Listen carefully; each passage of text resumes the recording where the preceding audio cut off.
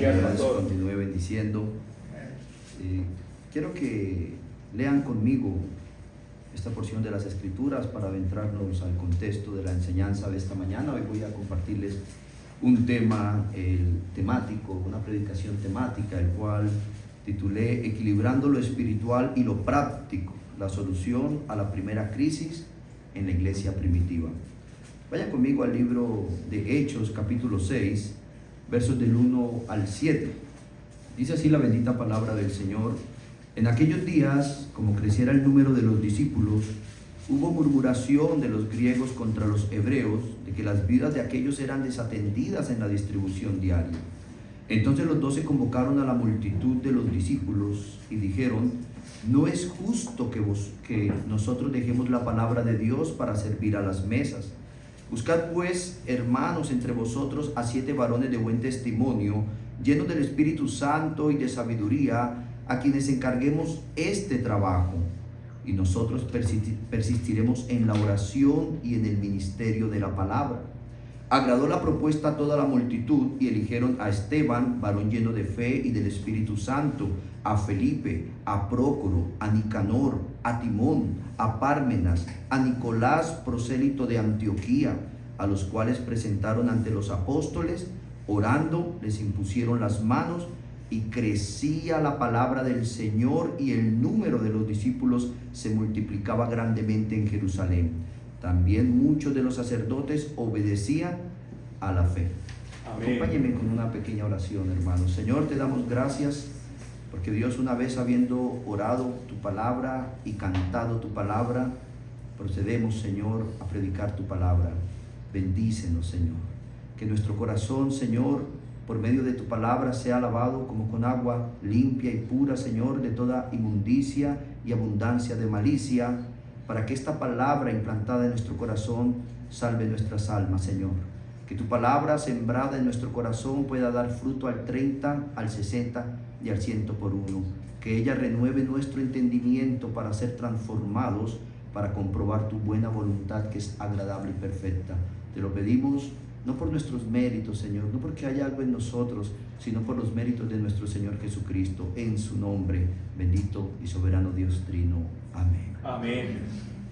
Mis queridos hermanos, sé que al leer esta porción del libro de los Hechos, esperaríamos una predicación de las cualidades y requisitos de los diáconos. Sin embargo, hoy vamos a explorarlo desde una perspectiva menos usual. No nos enfocaremos tanto en los requisitos de los diáconos, sino en el contexto de esa crisis práctica que enfrentó la iglesia primitiva y que dio lugar a la creación de este rol. Es de notar que no es lo mismo guiar una iglesia de 120 personas a una de miles de ellas.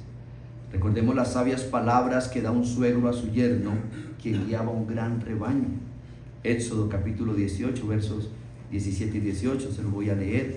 Dice así la bendita palabra del Señor: entonces el suegro de Moisés le dijo: no está bien lo que haces, desfallecerás del todo tú y también este pueblo que está contigo, porque el trabajo es demasiado pesado para ti, no podrás hacerlo tú solo. Estas palabras de Jetro surgen después de observar que Moisés se encuentra sobrecargado, ¿sí?, juzgando al pueblo desde la mañana hasta la tarde.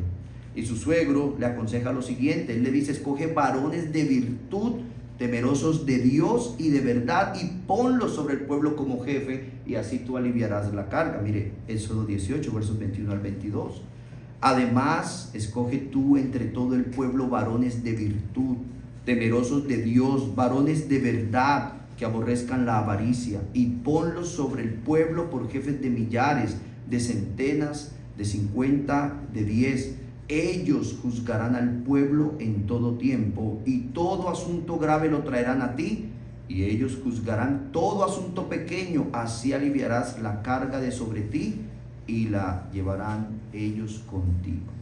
Y es interesante ver que Moisés escuchó el consejo y lo implementó, repartiendo las responsabilidades para él poder enfocarse en esas tareas espirituales de llevar a Dios esos casos graves. Éxodo 18, 19. Oye ahora mi voz, yo te aconsejaré, y Dios estará contigo.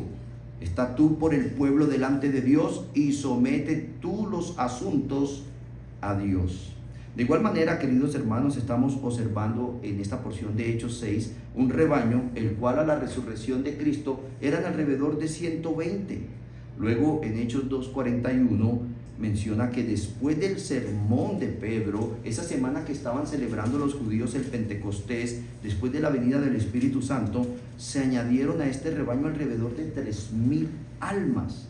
Más adelante Hechos 4:4 señala que el discurso después de la curación del cojo, ¿sí?, muchos creyeron, y dice que solo los varones llegaron a 5,000, lo que incluyendo mujeres y niños sugiere una cantidad de asistentes, seguidores y discípulos de Cristo en esa congregación bastante considerable. Algunos comentaristas calculan el número de miembros y asistentes a la iglesia en aquel entonces a unos 25,000.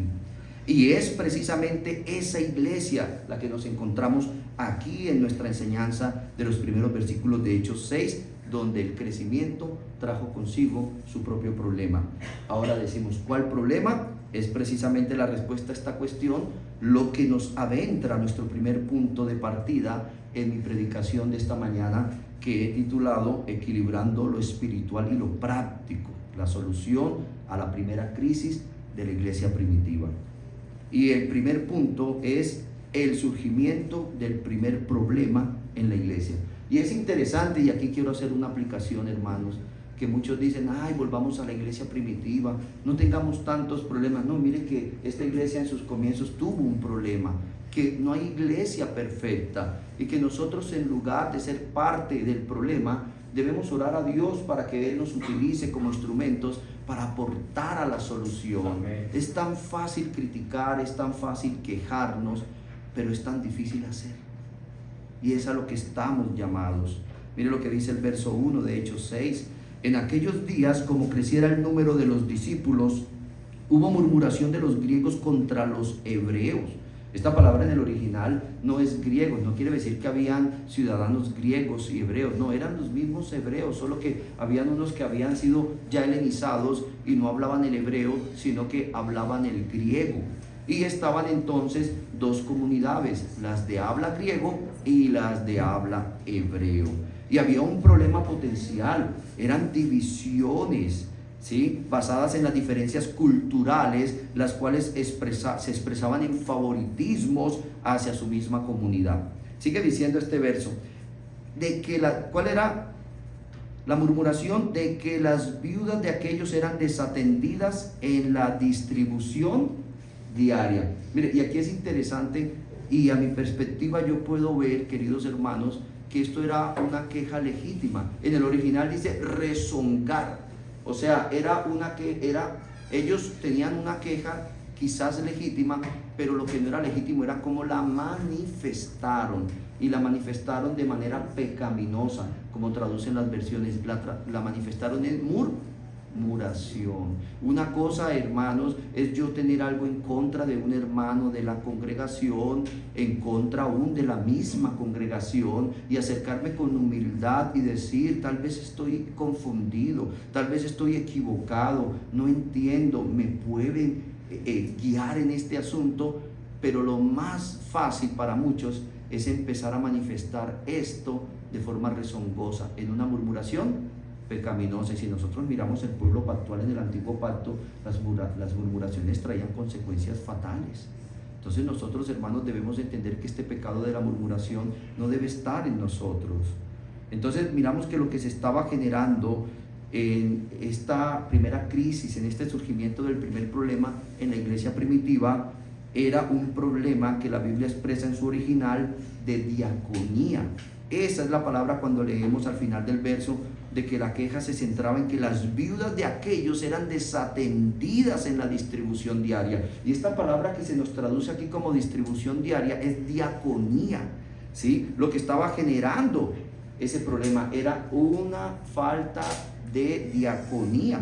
Pero para entender nosotros mejor este término, déjenme presentarles o darles a conocer el verbo y luego los sustantivos que se derivan de él, y que era el problema que se estaba suscitando en esta joven iglesia.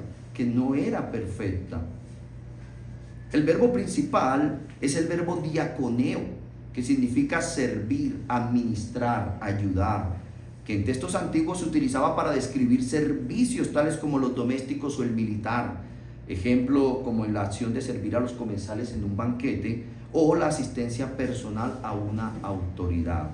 De este verbo, hermanos, se deriva el sustantivo diaconía, que significa quehaceres, servicio, distribución, socorrer.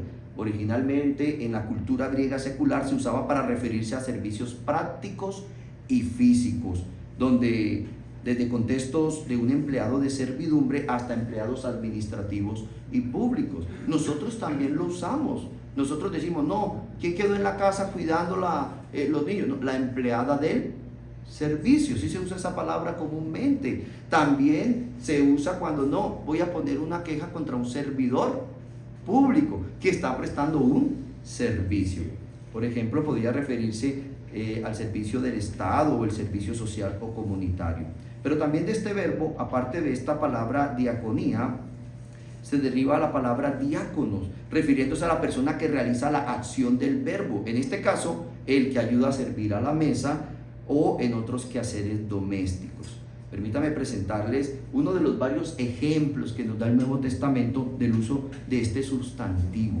Y está en Mateo capítulo 8, versos 14 y 15. Dice así: entró Jesús en la casa de Pedro y vio que la suegra de éste estaba postrada en cama con fiebre.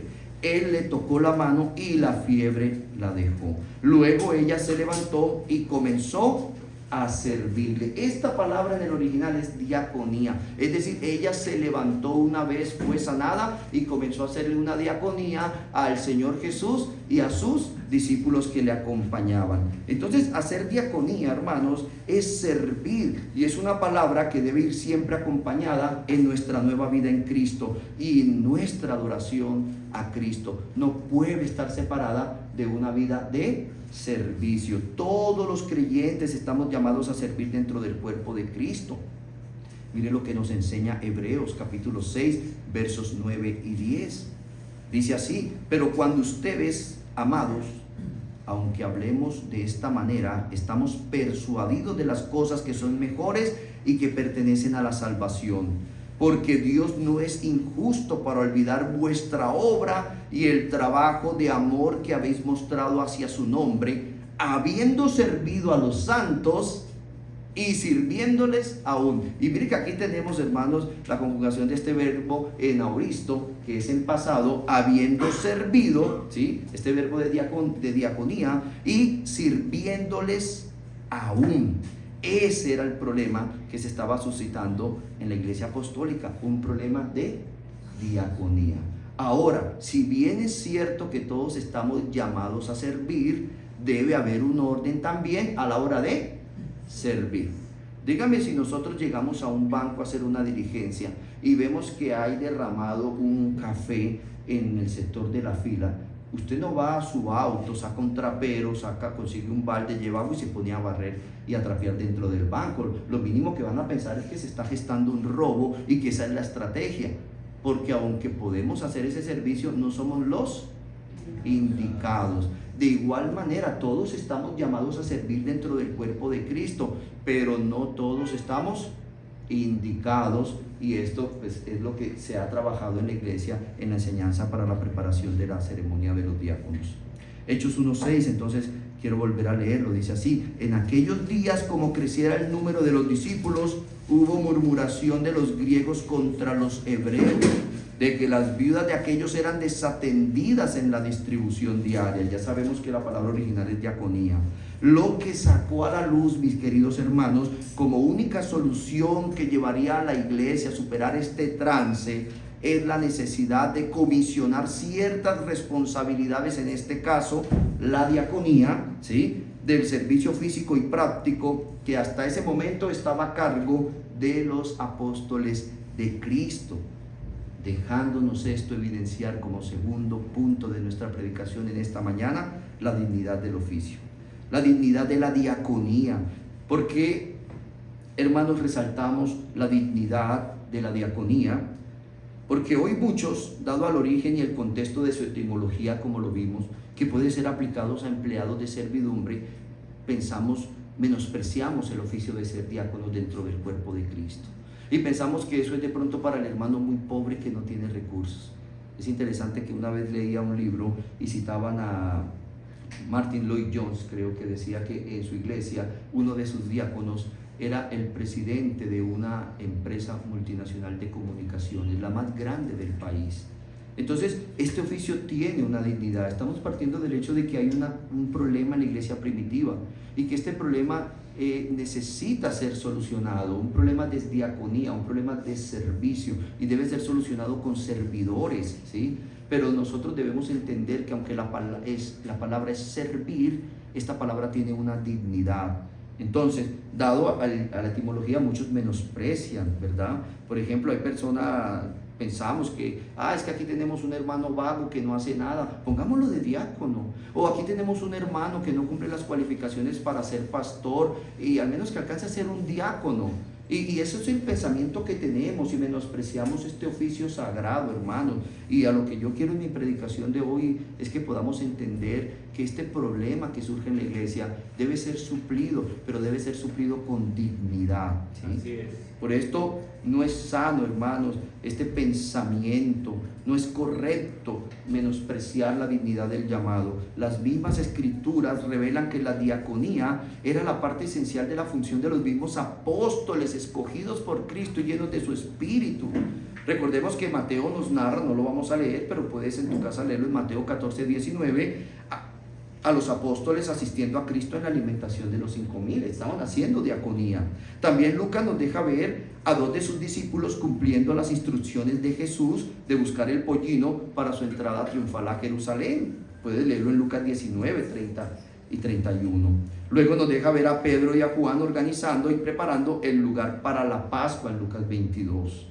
Hermanos, ellos, los apóstoles de Cristo, desempeñaron funciones de servicio práctico en su ministerio junto a Jesús, lo cual es un reflejo de la diaconía desde su perspectiva, desde su prescripción en la iglesia. Recuerde que en Hechos 6 tenemos una narrativa, es una narración de un problema que se suscita en la iglesia y que nos habla de cómo solucionarlo, y luego hay una prescripción de estos diáconos. Pero si esto, amados hermanos, no nos convence, permítame por favor llevar sus miradas al autor y consumador de la fe, a nuestro Señor Jesucristo, a quien siempre tenemos que mirar, como dice Hebreos 12:2, ¿no? Puesto los ojos en Jesús, el autor y consumador de la fe, quien por el gozo puesto delante de él soportó la cruz, despreciando la vergüenza, y se ha sentado a la diestra del trono de Dios. Esto lo leo solo para recordarles que toda nuestra enseñanza debe llevarnos a poner los ojos en el autor y consumador Amén. de la fe, y que al verlo a Él, a nuestro Señor Jesucristo, podamos saber que Él es nuestro ejemplo perfecto. Él es nuestro archidiácono en la iglesia, que es su cuerpo. Mire lo que dice Marcos 10:45, aquí tenemos la palabra diaconía. Dice, porque el Hijo del Hombre no vino para ser servido, o sea, para que le hagan diaconía, sino para servir y para dar su vida en rescate por muchos. Hermanos, no lo vamos a leer completo, pero Juan 13 nos lo recuerda lavando los pies de sus discípulos. Marcos 6:37, ordenando la alimentación de más de los 5,000, ¿lo recuerdan? Entonces, como lo estamos viendo ahora en Hechos 6, es importante saber lo que algunas versiones traducen, o que lo que algunas versiones traducen como ministerio práctico, ministerio cotidiano, distribución diaria. Era un servicio provisto por los apóstoles mismos de Cristo, quienes, como lo estamos dejando claro, no solo tenían la responsabilidad y autoridad de formular y enseñar el evangelio por esa providencia de Dios. Ellos estaban hablando por inspiración divina, allí se estaba formulando el evangelio, pero no solo tenían esta responsabilidad, sino también la responsabilidad de administrar las necesidades económicas, al igual que las tareas prácticas de la comunidad de discípulos, que incluía también la distribución para las necesidades. Hechos 4, verso 33 al 35.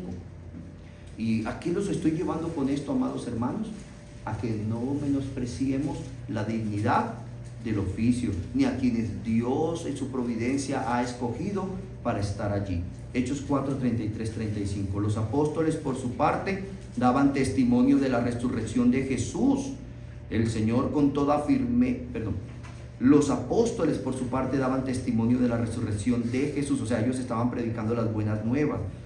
El Señor con toda firmeza, y se los miraba con gran simpatía. O sea, ellos estaban dando testimonio de la resurrección de Jesús nuestro Señor, y lo hacían con toda firmeza, y la gente los miraba con gran simpatía. Nadie entre los creyentes carecía de nada, pues los que eran dueños de haciendas o casas las vendían y entregaban el producto de la venta, poniéndolo a disposición de los apóstoles para que estos lo distribuyeran conforme a las necesidades de cada uno. Es decir, que antes de Hechos 6, ¿quiénes eran también los que hacían la diaconía en la iglesia?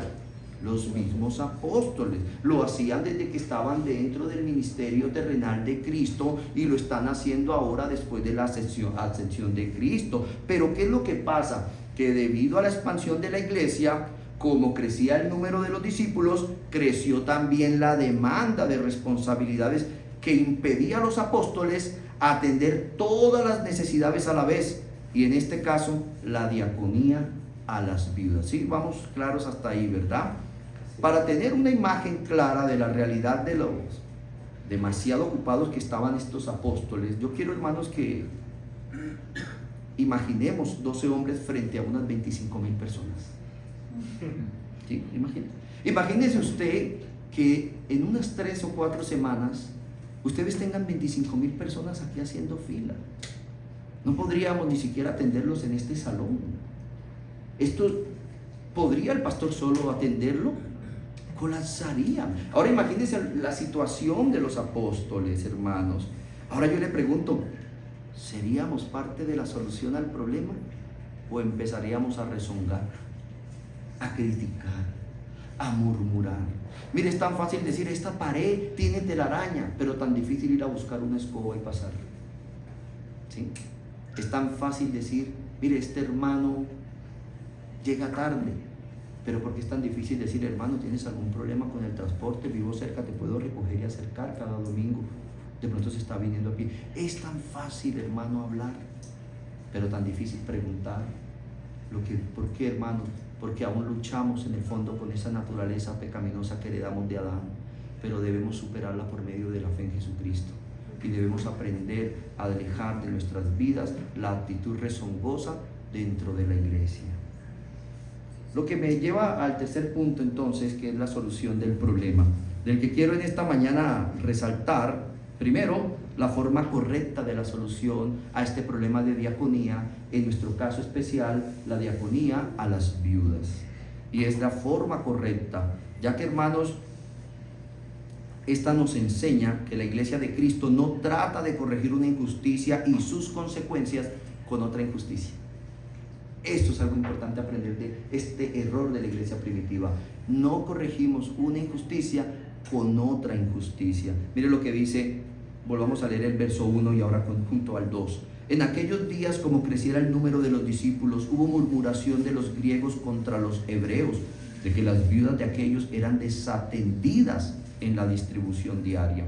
Entonces los 12 convocaron a la multitud de los discípulos y dijeron, no es justo que nosotros dejemos la palabra de Dios para servir a la mesa. Es decir, hermanos, no tratamos de solucionar una injusticia con otra injusticia. Si bien es cierto que dentro del contexto del tiempo y del espacio de los apóstoles, ellos tenían bajo su responsabilidad el bienestar social del rebaño, este se desprendía de la responsabilidad principal, que era el bienestar espiritual de sus almas.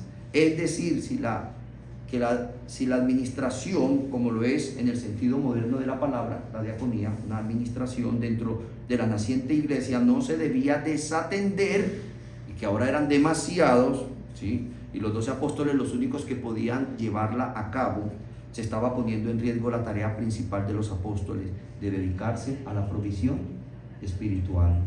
la tarea principal de la predicación de la palabra de Dios, la cual la misma Biblia cataloga como injusto cuando la descuidamos. Dicen ellos, no es justo que nosotros dejemos la palabra de Dios por ponernos a servir a las mesas.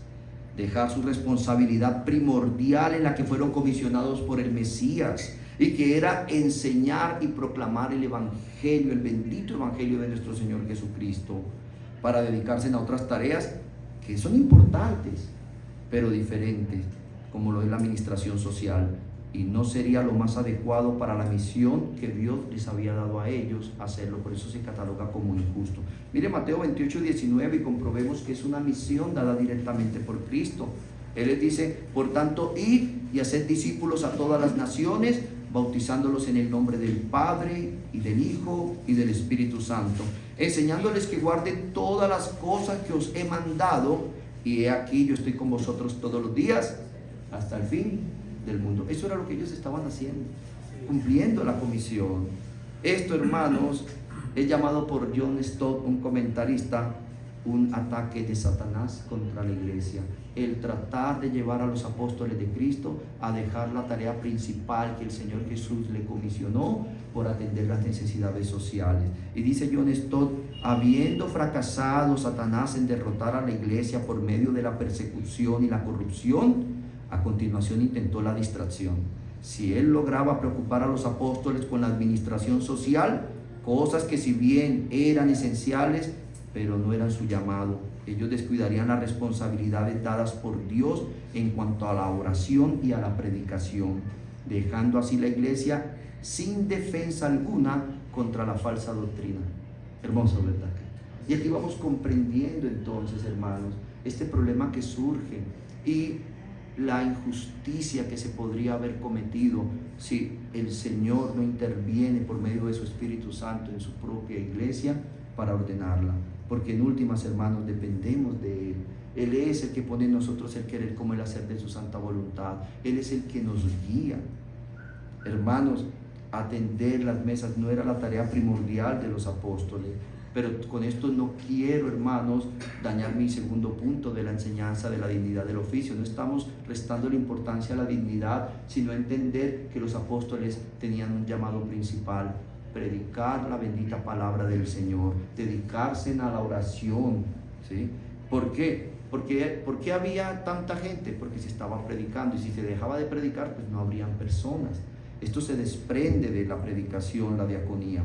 Mira lo que dice Marcos 3:14, como para traer un sustento bíblico de la realidad, de la importancia y el llamado de la predicación y la oración en la vida de los apóstoles. Marcos 3:14. Y estableció a 12, hablando del Señor Jesús, para que estuviesen con Él y para enviarlos a predicar. Aquí está también clara la comisión.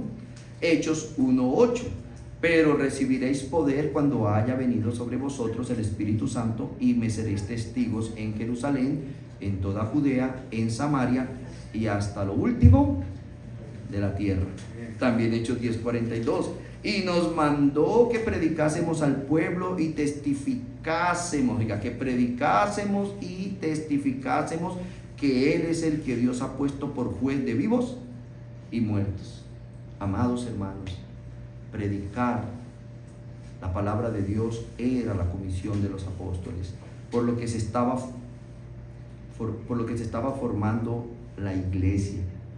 La consecuencia de la predicación de esa palabra era que estaban viniendo almas. Recuerde, el Señor añade a su iglesia cada día los que han de ser salvos, y esto por medio de la actividad de la predicación de la bendita e inerrante palabra de Dios.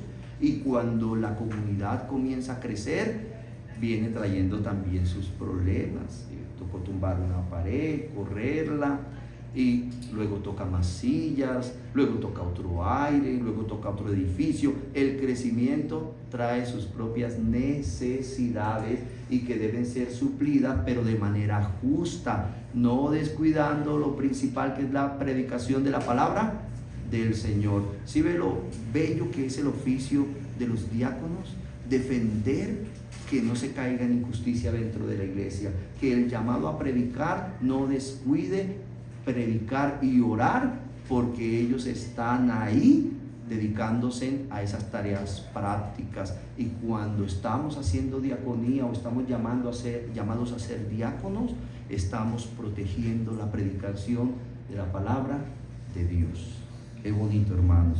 Predicar el evangelio era la comisión por la que se estaba formando la iglesia, y que ahora, después de 2 predicaciones de Pedro, eran miles de ellos, lo que conformaba una iglesia local como un organismo vivo al cual le surgieron sus propias necesidades y que tienen que ser atendidas.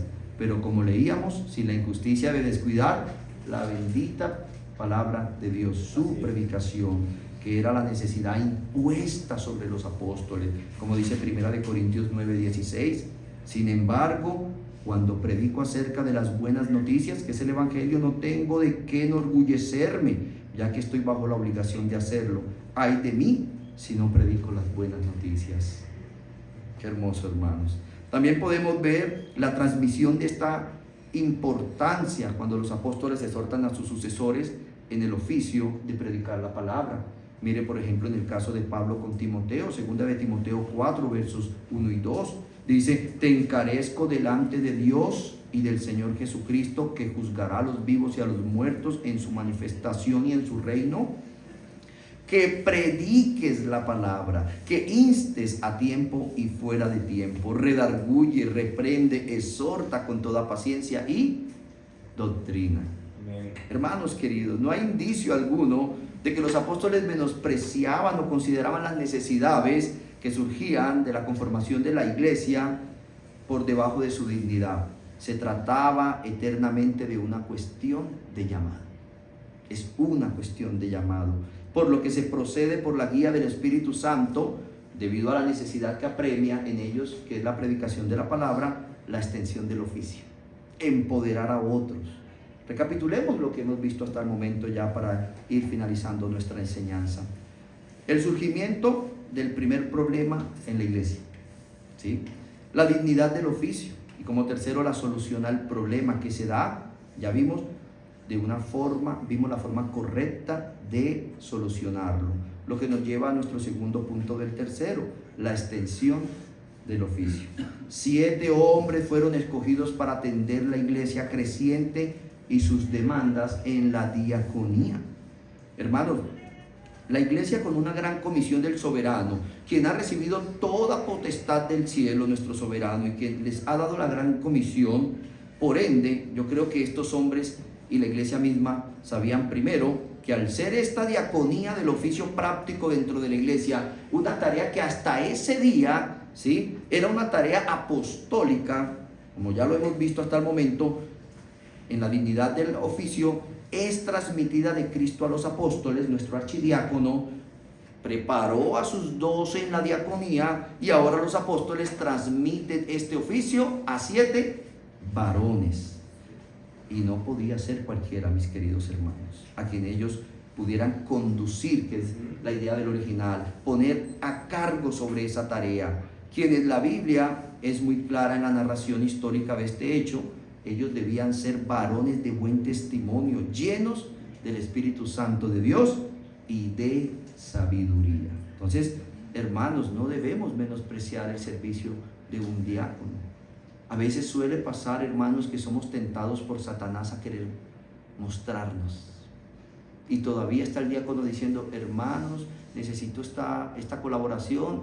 Pastor, si es verdad que la iglesia necesita esta colaboración, y estamos menospreciando, hermanos, el mismo Espíritu de Dios que está en el pastor, está en los diáconos, está en ustedes. Y nosotros debemos entenderlo de esa manera, que ellos están salvaguardando la tarea de que el pastor predique la palabra y se dedique a la oración. Pero cuando nosotros menospreciamos esa diaconía que hacen estos hermanos en Cristo y queremos que el pastor siempre lo esté haciendo todo, estamos yendo en contra de todo lo que las Escrituras enseñan, de que ha sido el desarrollo de su iglesia como un organismo vivo, ¿sí?, como un edificio espiritual que va creciendo. Cristo es nuestra piedra angular, los apóstoles el fundamento, y luego nosotros como piedras vivas vamos siendo puestos una sobre otros. ¿Quién está edificando? Dios, a través del pastor. ¿Y quiénes están en el oficio de servir, de asistir? Los diáconos. Y yo creo que faltarle el respeto a un diácono es faltarle respeto al mismo Dios que los está nombrando. Cuando ustedes como iglesia lo nombran. Dice el verso 3: buscad pues, hermanos, de entre vosotros a 7 varones de buen testimonio, llenos del Espíritu Santo y de sabiduría, a quienes encarguemos de este trabajo. Incluso, hermanos, cuando se prescribe este oficio como parte de los únicos 2 ministerios dentro de la iglesia, porque solo hay 2 ministerios, en 1 Timoteo 3, ¿verdad?, los versos del 8 al 13, se da alrededor de 9 requisitos que describen a un masculino, ¿sí? Un hombre de buen testimonio, lleno del Espíritu Santo y de sabiduría. Y que en este tema, como decía al principio, no vamos a ahondar, pero déjeme citarles, ¿no? Deben ser honestos, sin doblez, no dados a mucho vino, no codiciosos de ganancias deshonestas. Aquí me recuerda las palabras de Jetro a Moisés: que guarden el misterio de la fe con limpia conciencia, sometidos a prueba primero. Las mujeres deben ser honestas, no calumniadoras, sobrias, fieles en todo, maridos de una sola mujer, y que gobiernen bien sus hijos y sus casas. Al igual que los apóstoles, debían ser llenos del Espíritu Santo y de sabiduría para poder ser encargados, ¿no? Volvamos a leer el verso 3: buscad pues, hermanos, de entre vosotros a 7 varones de buen testimonio, llenos del Espíritu Santo y de sabiduría, a quienes encarguemos de este trabajo. Lo que quiere decir que estos hombres no solo debían tener una cualificación especial, sino también que estarían con una autoridad delegada en el ministerio cotidiano, bajo la supervisión y responsabilidad final de los apóstoles mismos. La palabra que se traduce aquí como encarguemos es la palabra katsistemi, que connota establecer hacia abajo.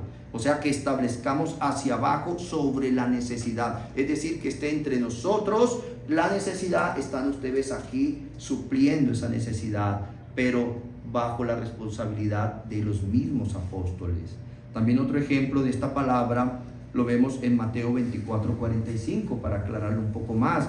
Dice: ¿quién es pues el siervo fiel y prudente al cual puso su Señor sobre su casa para que le demos alimento a tiempo? ¿Sí? El cual su Señor estableció como hacia abajo sobre la servidumbre. Hermanos, los diáconos son hombres nombrados por Dios a través de su iglesia, ¿sí?, para suplir una necesidad, pero ellos están supeditados a la autoridad del ministro de la iglesia, que en últimas, como los apóstoles, también estamos bajo la autoridad de nuestro Señor Jesucristo, el príncipe de los pastores, el Señor de todo el universo. En la administración, hermanos, estaban con cierta autoridad específica de estos hombres que prestaban la diaconía sobre el pueblo, pero debajo de la autoridad de los apóstoles, quienes a su vez, como dije, estaban bajo la autoridad de Cristo. Dice así los versos del 4 al 6: y nosotros persistiremos en la oración y en el ministerio de la palabra. Entonces aquí lo cita, ¿no? Esteban, varón lleno de fe y del Espíritu Santo, a Felipe, a Prócoro, a Nicanor, a Timón, a Pármenas y a Nicolás, prosélito de Antioquía, a los cuales presentaron ante los apóstoles, quienes orando les impusieron la mano. Estos hombres y la iglesia entendían que al ejercer el ministerio cotidiano de la diaconía, tenían el privilegio y la oportunidad de liberar el ministerio de la palabra y la oración, no de competir con él, hermanos. Nunca debemos nosotros en la diaconía competir con los demás. No hacemos las cosas por envidia ni por vanagloria. Lo hacemos porque el Señor, que pone el querer como el hacer en nuestros corazones, pone el querer como el hacer de servir, de hacer su obra dentro del cuerpo de Cristo. Lo que dio como resultado, Hechos 6:7 dice: y crecía la palabra del Señor, y el número de los discípulos se multiplicaba grandemente en Jerusalén. También muchos de los sacerdotes obedecían a la fe. Hermanos, este primer problema que trajo, como dice John Stott, el ataque de Satanás a la iglesia, era descuidar los ministros de la palabra de Dios de su tarea principal, de predicar y de orar. Y una vez Dios dio como provisión a la iglesia varones para la diaconía, liberaron la predicación de la palabra, y la bendita palabra de Dios sigue corriendo como ríos, hermanos, y sigue trayendo a la iglesia a los que Dios añade, lo que es nada más ni menos lo que titulé antes de empezar esta enseñanza, equilibrando lo espiritual y lo práctico, la solución a la primera crisis en la iglesia primitiva. Hermanos, ojalá siempre que leamos esta porción de Hechos 6, recordemos cómo la iglesia primitiva resolvió un conflicto práctico sin descuidar las prioridades espirituales, porque muchas veces, hermanos, estamos resolviendo oficios prácticos, y no solo en la iglesia, en nuestra vida personal, en nuestra casa, descuidando nuestra vida devocional con Dios, nuestra vida espiritual. Que recordemos que al igual que nuestros antecesores de la iglesia primitiva, que aunque las necesidades prácticas son importantes, el enfoque de la iglesia siempre debe estar en la oración y la palabra. Así es. Como dijo Martin Lloyd-Jones, él comentando acerca de Hechos 6:3, él señaló 3 maneras en que el diácono debe tener siempre presente la prioridad de los asuntos espirituales del ministerio de la palabra de Dios. Él decía, primeramente, está mal colocar el servicio a las mesas antes que a la predicación de la palabra de Dios, porque siempre es erróneo poner al hombre primero antes que a Dios. Ese, en esencia, es el verdadero problema con el mundo. El hombre está en el centro, el hombre lo es todo. Por tanto, es incorrecto poner al hombre antes que a Dios. En segundo lugar, decía Martin Lloyd-Jones, exactamente de la misma manera que es incorrecto poner al cuerpo antes que el alma. En otras palabras, no solo estamos equivocados acerca de Dios, sino que estamos equivocados acerca del hombre. ¿Qué es el hombre? Según la teoría moderna, el hombre es solamente cuerpo, por lo que debes atender todo lo relacionado con el cuerpo, darle mucha comida, mucha bebida, ropa, refugio, atención médica, mucho sexo. O la tragedia sobre la cual la humanidad debería pensar es que se adula y exalta a sí misma, dando su espalda a Dios. Dios nos libre, hermanos. De verdad que el Señor nos libre. Dice, dando la espalda a Dios para concentrarse en las necesidades propias físicas, y esto es lo que la palabra de Dios confronta y denuncia. Y finalmente, como tercero, dice, no es el colmo de la locura y de hecho la mayor tragedia priorizar el tiempo antes que la eternidad. La alimentación del cuerpo solo pertenece al tiempo. Llegará un día en la vida de todos nosotros cuando no estaremos interesados en los alimentos y cuando la comida no nos podrá ayudar en absoluto. Estaremos más allá de eso. Mis queridos hermanos, quiero finalizar diciendo que un diácono sólido prioriza a Dios sobre los hombres, el alma sobre el cuerpo y la eternidad sobre el tiempo. Amén. Incluso mientras atiende las importantes necesidades prácticas corporales de cada persona. Vamos a orar. Amén.